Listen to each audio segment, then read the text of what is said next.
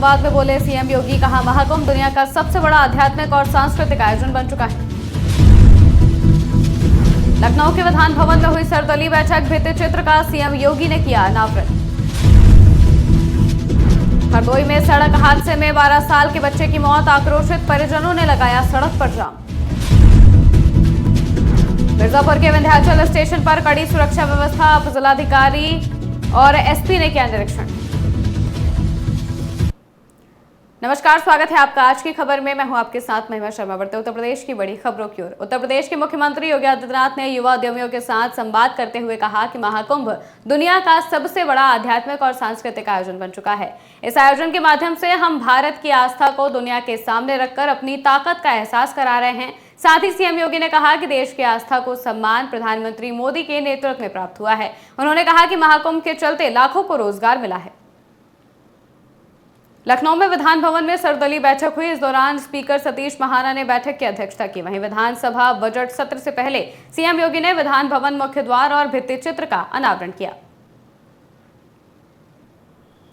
हरदोई में दर्दनाक सड़क हादसे में 12 साल के बच्चे की मौत ने पूरे इलाके को हिलाकर रख दिया है, जहां मासूम ट्रैक्टर की चपेट में आ गया। गंभीर रूप से घायल मासूम को परिजन तत्काल लखनऊ ले जा रहे थे, लेकिन रास्ते में ही उसने दम तोड़ दिया, जिसके बाद बेटे की मौत से आक्रोशित परिजनों ने कार्रवाई की मांग को लेकर सड़क जाम कर दी। करीब 2 घंटे तक ग्रामीण सड़क जाम कर प्रदर्शन करते रहे।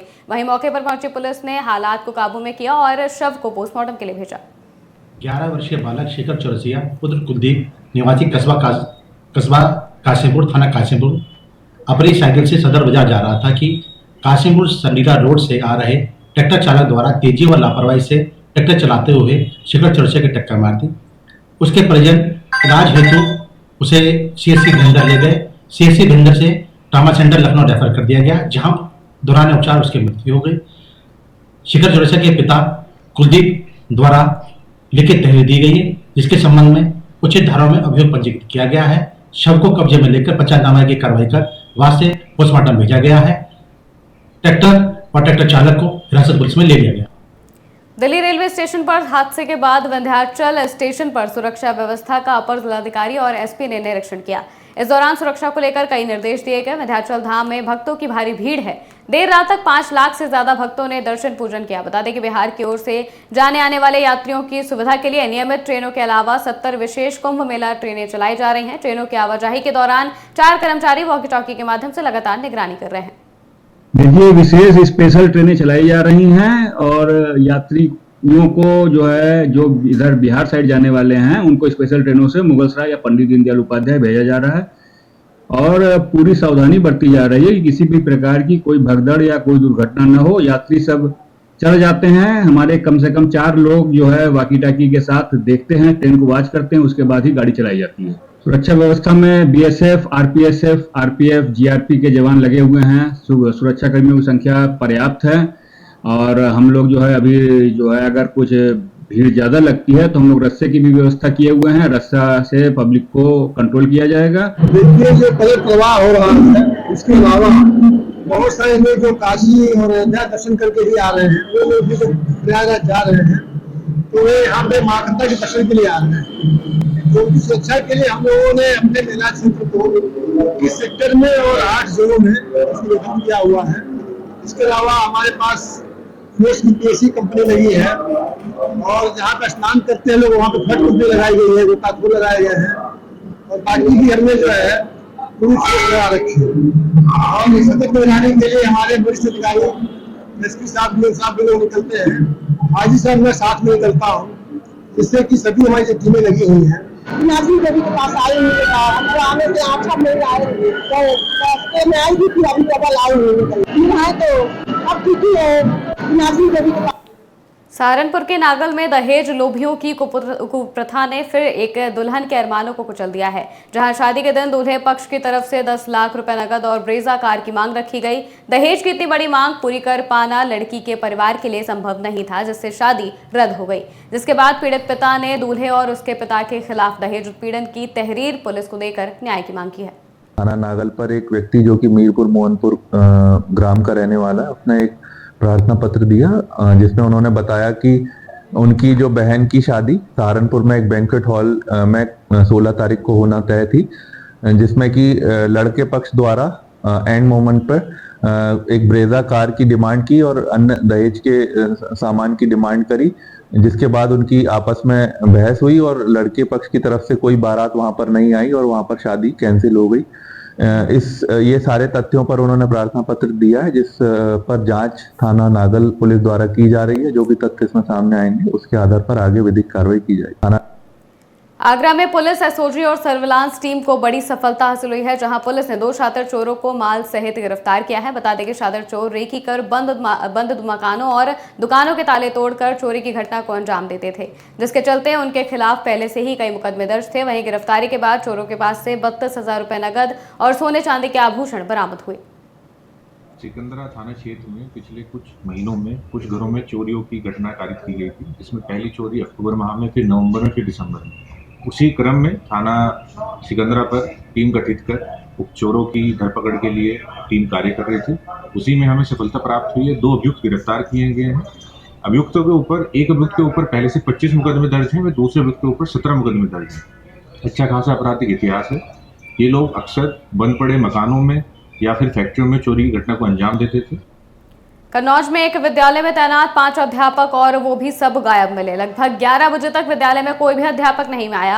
वहीं शिक्षा विभाग के नियमों की सरेआम धज्जियां उड़ाई गई और बच्चों के भविष्य के साथ खिलवाड़ होता नजर आया। हालांकि खंडित शिक्षा अधिकारी ने कड़ी कार्रवाई का आश्वासन दिया है। सुबह 10:15 हो गए हैं। ये उच्च प्राथमिक विद्यालय सिकंदरपुर जीटी रोड पर स्थित है। इसकी स्थिति ये है, 10:15 हो गए, कोई भी शिक्षक स्कूल अभी बच्चों को पढ़ाने नहीं आया है। सुबह बच्चों ने खुद ही लाइन लगाकर प्रेयर की और बच्चे पढ़ने के लिए बैठ गए। ये टेबल कुर्सी है, ये खाली पड़ी हुई है और अंदर ये बच्चे, तस्वीरें आपको दिखाएंगे, ये बच्चे खुद ही पढ़ रहे हैं और काफ़ी पेन निकाल कर पढ़ रहे हैं। सुबह ये 9 बजे विद्यालय आ गए थे, लेकिन इनके अध्यापक जो हैं वो यहाँ पर नहीं आए हैं। इस विद्यालय में 5-5 टीचर इन बच्चों को पढ़ाई के लिए लगाए गए हैं। ठीक ठाक सभी अध्यापकों की सैलरी भी है। उसके बाद भी ये विद्यालय जीटी रोड के किनारे स्थित है। मेरी खंड शिक्षा अधिकारी आनंद द्विवेदी से बात हुई, उन्होंने भी कहा है हम भी नज़र बनाए हुए हैं और इस पर कार्रवाई की जाएगी। विद्यालय पूरी तरीके से खाली पड़ा है। जो रसोइयाँ होती है खाना बनाने के लिए वो यहाँ पर आ गई। एक 4th क्लास का कर्मचारी है, वो भी विद्यालय आ गया है। उस कर्मचारी ने ही यहाँ बच्चों को प्रेयर में लाइन लगाकर प्रेयर कराई और पढ़ाई के लिए बच्चों को सकुशल यहाँ पर बैठा दिया गया है। अब तस्वीरें ये बताती हैं किस तरीके से शिक्षा विभाग बच्चों के भविष्य के साथ खिलवाड़ कर रहा है और धज्जियाँ उड़ाई जा रही हैं। उत्तर प्रदेश के मुख्यमंत्री योगी आदित्यनाथ लगातार शिक्षा के क्षेत्र में बदलाव करने के लिए तमाम प्रयास करते हैं, लेकिन किस कदर इस विद्यालय के अध्यापक पलीता लगाते हैं, ये तस्वीरें सब कुछ अपने आप में बयां करती हैं। ये छोटे छोटे बच्चे हैं और ये विद्यालय आ गए हैं, ये अपनी स्वयं पढ़ाई कर रहे हैं और यहाँ पर अभी कोई टीचर नहीं आया। कई बार हमने बच्चों से पूछा भी, बच्चों ने कहा है कि आज गुरुजी लेट आए हैं, अभी तक आ नहीं पाए हैं। इस संबंध में फिलहाल पूरे मामले पर हमने जिले के अधिकारियों को भी अवगत करा दिया गया है और अधिकारियों द्वारा ये भी भरोसा दिया गया है कि इस पर हम भी नज़र बनाए हुए हैं, आप भी बनाए रखना और हम कड़ी कार्रवाई करेंगे। दिलीप कश्यप, कन्नौज, उत्तर प्रदेश।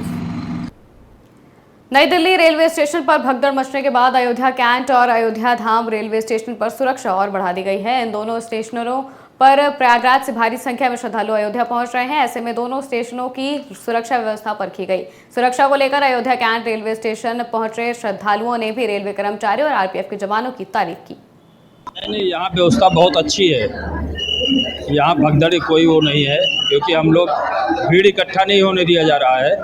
जो यात्री आते हैं वेट करते हैं तो होल्डिंग एरिया में वो रहते हैं, जब ट्रेन आती है तो जाते हैं। तो यहाँ भगदड़ की संभावना कोई नहीं है। जब ट्रेन आने वाली होती है, प्लेटफार्म का क्लियर होता है तो यात्रियों को प्रयाग के लिए भेजा जाता है या जहाँ जाना है वो जाते हैं। यहाँ भीड़ इकट्ठा नहीं होने दिया जाता है।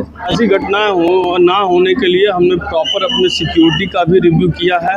आपातकाल स्थिति में जो भी हम कर सकते हैं, चाहे हमारा फायर हो, एम्बुलेंस हो या हमारी यार्ड में एक्सीडेंट रिलीफ ट्रेन वैन खड़ी हुई हैं, उन सब के कॉन्टैक्ट नंबर्स हैं, सबको सर्कुलेट किए गए हैं कि कोई भी ऐसी स्थिति हो जाएगी तो हम उसको तत्काल अटेंड करके और त्वरित समाधान करेंगे उसका। बहुत अच्छी व्यवस्था है, तो हमें कोई प्रॉब्लम नहीं है। हम लोग अभी आए हैं और बिल्कुल सब सही है। हम लोग अभी अयोध्या से दर्शन कर आ रहे हैं, तो वहाँ पे भी सब बहुत अच्छा था और यहाँ पर भी सब अच्छा है, कोई प्रॉब्लम नहीं है। बहुत उत्तर प्रदेश की खबरों में फिलहाल इतना ही। देश और दुनिया की तमाम खबरों के लिए देखते रहिए आज की खबर।